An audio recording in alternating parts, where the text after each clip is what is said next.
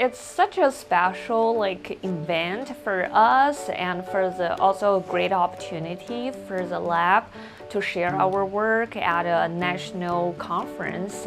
ACSM has been such a great conference, and it covers all different fields in exercise science. It does has a big group of biomechanics, so we were able to communicate with other biomechanics and also communicate in the talking about biomechanics across the states. So it has been such a valuable opportunity for us. Our lab has been working on this topic in the last few years, and we mainly looked at the knee injury, specifically ACL injury, which refers to anterior cruciate ligament. And in this conference, we talked about two different perspectives. One is to look at the knee mechanics.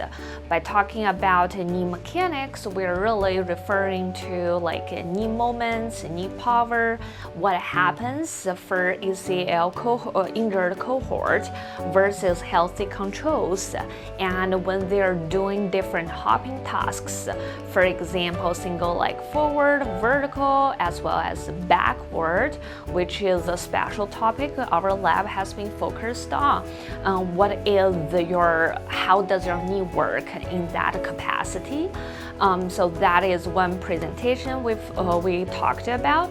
So what we found is when you hop backward, even regardless if you're ACL injured patients and healthy individuals, you have to use your knee more, which could be a more challenging task for both the patients and healthy individuals to involve your knee.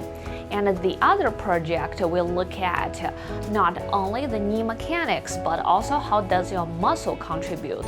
So we have EMG sensors, which is a sensor we placed on muscle bellies, on cordyceps specifically. We found when you hop backward, you have to recruit more of your cordyceps activities compared to forward versus vertical. And you also only focused on cordyceps rather than other co-joint muscles such as calf muscles and hamstring. So that are two major projects we worked on. The last one is more about the jump landing mechanics. We looked at how does standing width gonna affect your jumping and landing capacities. And we found when you are standing at 1.5 of your shoulder width, you will be able to recruit more of your hip abductors. While you are standing in a narrower, which is about 0.5 of your shoulder width, you are likely to have a slightly greater jump height performance. We're currently working with our local clinics. We're conducting a training program which led by our local athletic trainers. We're doing pre and post testing for a 6 week of training to see if we have this training, if backward hopping distance is sensitive enough to detect the changes over time. And for a long-term run, we're also thinking perhaps backward hopping could be a great opportunity to identify if you're at a high risk or if you're ready to return to play.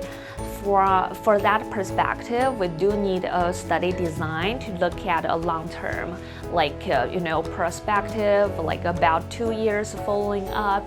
So that is definitely what we're shooting for and working on now.